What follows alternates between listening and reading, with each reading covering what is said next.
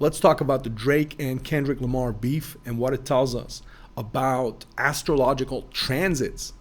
Now, there is a bit in there, but before I talk about the astrology, just a recap for those who don't know, maybe who live under a rock or somewhere, or they're maybe not interested in rap music.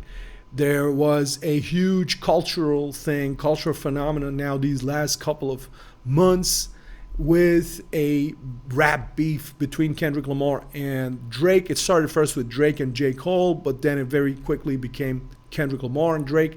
And they were basically sending diss tracks at each other, like in really old school rap battle manner, really taking down the other side, taking down the other guy, the contestant, the other rapper with everything, throwing the kitchen sink, the personal stuff, bringing personal stuff into the game, making it personal. And what happened is that this escalated, and eventually it ended with "Not Like Us." I don't know if I can play a little bit of this, but let's just do it. Hit it. They not like us. They not like us. They not like us.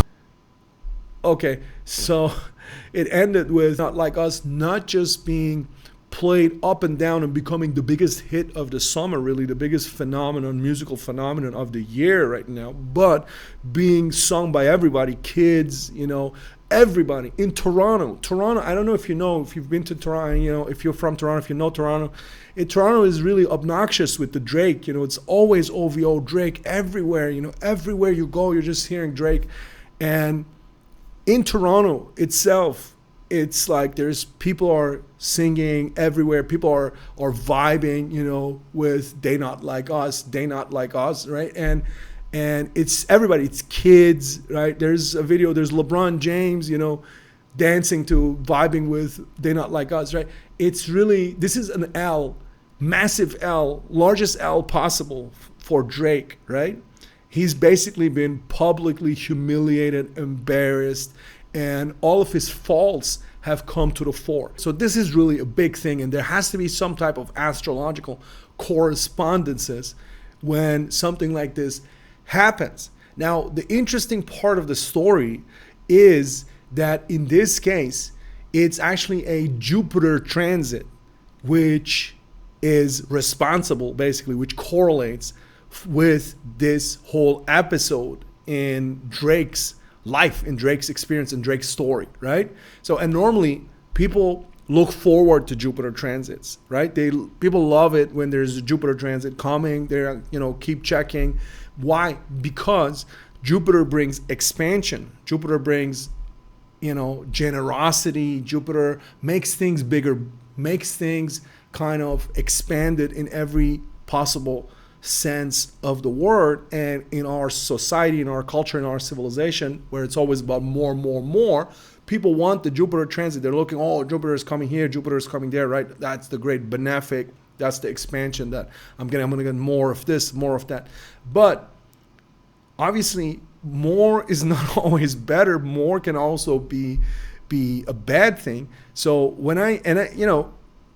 I wasn't even sure myself. I didn't notice when I looked at Drake's chart earlier this year. I remember earlier this year I was looking at the charts at everybody. I was seeing like what's going to happen to different people, different countries, different celebrities, famous people, whatever the case may be. And with Drake, I saw this pretty early on. I saw that, okay, he's got this transit coming up, namely here, you can see this here with Jupiter on the MC, right? This is here, exactly, Jupiter on the MC, right? So this is a transit that happens every 12 years, once every 12 years, right? So it's a rare thing.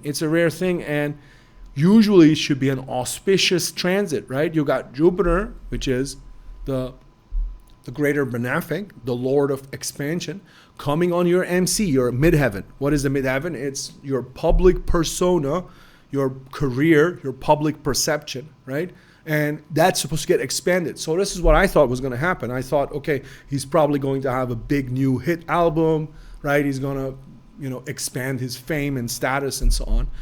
But you need to be ready for the boons and blessings of Jupiter, actually, right? Because Jupiter can also expand in a way that's not good for you, right? That's not good for you. So especially, for instance, in this example, when Jupiter comes on the midheaven, the MC, right? And you have things that you haven't worked on, you have things that you don't want others to know, right? This is a primary example. It's going to bring a magnifying glass because it expands everything. And this is exactly what happened in the persona of Kendrick Lamar. You got the jab and the hook, right? And the KO, right? With the third or fourth piece that he put out, really.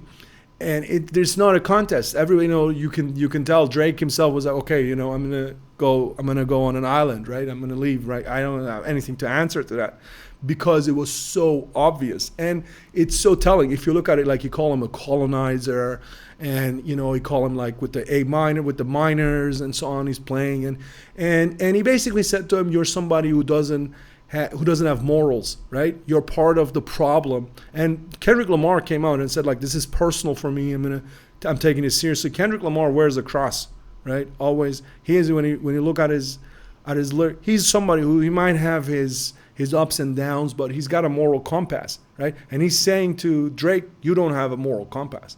You're a fake. You're phony. You don't have a moral compass. You're selling, right, a dream, an illusion, a deception to the people for your own clout, for your own power, for your own gain, for your own pleasure at the end of the day, right? Part of everything that's wrong with the music industry, Diddy, and so on and so forth. And that's getting called out. And that's actually something that can give you hope in this day and age, because even though we're in dark times, more and more of the darkness that is controlling and running various industries and various countries and parts of history is actually getting exposed in this age, right? So that's something that gives you hope. But back to the astrology, Jupiter transits, and this is a perfect example of this, right? Jupiter transits are not always beneficial for you, right? They're not always good for you. You need to be ready to receive the blessings, basically, right? You need to have done the work. You need to put yourself in the right place. You need to have done the work. You need to have, prepared yourself, and you need to be worthy of the blessing. If you're worthy, if you've done the work, if you're prepared, if you're there, if you're ready, then the Jupiter transit is going to bring you a lot of good, right, when it comes. So that's a lesson with contemporary culture, from contemporary culture. And we want to keep it short and sweet, and be well. All the best. Bless up yourself.